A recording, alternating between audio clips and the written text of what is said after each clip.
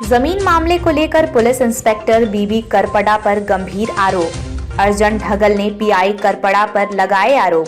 Police commissioner को अर्जी देकर मामला दर्ज करने की मांग। सूरत शहर में एक जमीन मामले को लेकर पुलिस इंस्पेक्टर बीबी करपड़ा पर गंभीर आरोप लगाए गए हैं, जिस वजह से वे विवादों में आ गए हैं। अर्जन भाई तेजा भाई ढगल ने पुलिस इंस्पेक्टर बीबी करपड़ा पर आरोप लगाए हैं कि उन्होंने उन्हें हाथ पांव तुड़वा देने की और किसी भी आपराधिक केस में फंसा देने की धमकी दी है। दरअसल एक चौक बाजार थाना अंतर्गत एक जमीन मामले में पुलिस इंस्पेक्टर बीबी करपड़ा का कहना है कि उसमें उनका हिस्सा है। उसी को लेकर वो अर्जदार अर्जन भाई ढगल को धमकियां दे रहे होने की गंभीर आरोप लगाए गए हैं। इतना ही नहीं, अर्जन भाई ढगल ने पुलिस इंस्पेक्टर बीबी करपड़ा के खिलाफ पुलिस कमिश्नर को एक अर्जी देकर मामला दर्ज करने की मांग भी की है।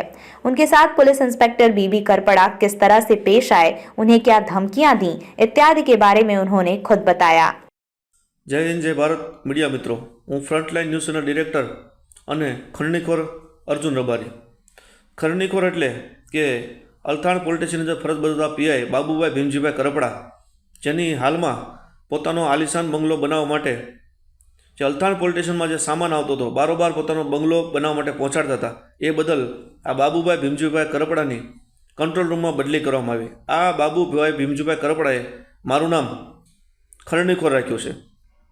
ચોક બજારની ભરીમાતા વિસ્તારમાં આવેલ જગ્યા જ્યાં પીઆઈના 60 થી 70 પ્લોટ છે, એ જગ્યાની અંદર મેં એક પ્લોટ રાખ્યો।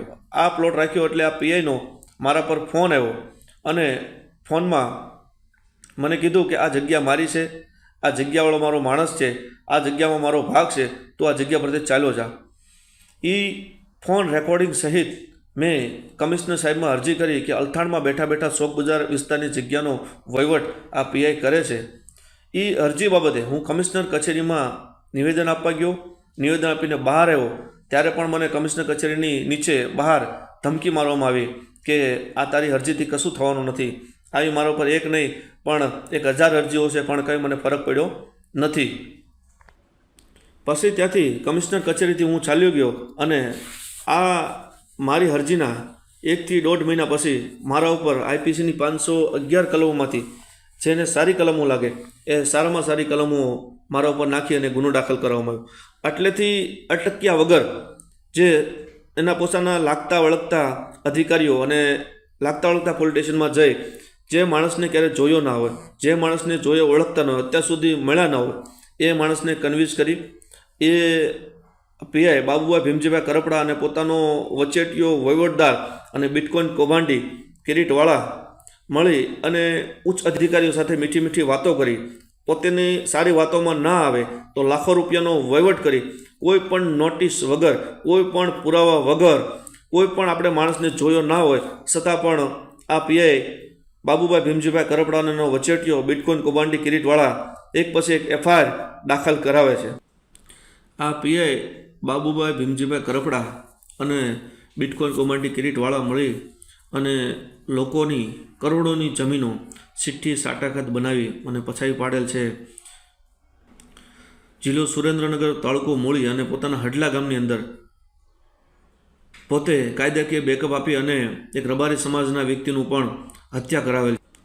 હું હાલના સમયમાં ન્યાય લેવા બાબતે મારા ઘરથી બહાર હોવાથી મારી કોઈ પણ જગ્યાએ હત્યા કરવામાં આવે કે મારા ઉપર કોઈ પણ પ્રકારનો હુમલો કરવામાં આવે તો એનો 2 વ્યક્તિ જવાબદાર હશે। એ આ બાબુભાઈ ભીમજીભાઈ કરપડા હાલમાં ફરજ બજાવશે કંટ્રોલ રૂમ, અને એનો જે વસેટિયો વહીવટદાર બિટકોઇન કૌભાંડી કિરીટવાળા, આ 2 વ્યક્તિ મારી હત્યા કે મારી ઉપરના હુમલો અથવા તો મારા ઘરમાં કોઈ પણ વ્યક્તિ આ પીઆઈના બીકથી ડરાવાથી અવળું પગલું ભરે તો એનો જવાબદાર આ 2 વ્યક્તિઓ હશે। મને ન્યાયપાલિકા ઉપર પૂરેપૂરો ભરોસો છે કે આ ભ્રષ્ટ અને કરપ્ટ અધિકારીથી મને ચોક્કસપણે આજે નહીં તો કાલે પણ મને ચોક્કસ મારી ન્યાયપાલિકા ન્યાય આપશે, એ મને વિશ્વાસ અને ભરોસો છે। મીડિયાના મિત્રોને કહેવાનું કે પ્લીઝ સપોર્ટ કરો। આ પીઆઈ મને ખોટા ખોટા ગુનાઓમાં જે વ્યક્તિને ઓળખતો નથી, જોયો નથી, ક્યારે મળ્યા નથી, કોઈ વાતચીત થઈ નથી, એવા ગુનાઓમાં ફસાવી અને કોઈ મોટા જ ગુનાહિત ઇતિહાસ બનાવી અને કોઈ મોટા ગુનામાં ફસાઈ દેવાની ફિરાકમાં આ પીઆઈ છે। प्लीज़ मीडिया मित्रों, प्लीज़ मैंने सपोर्ट करो।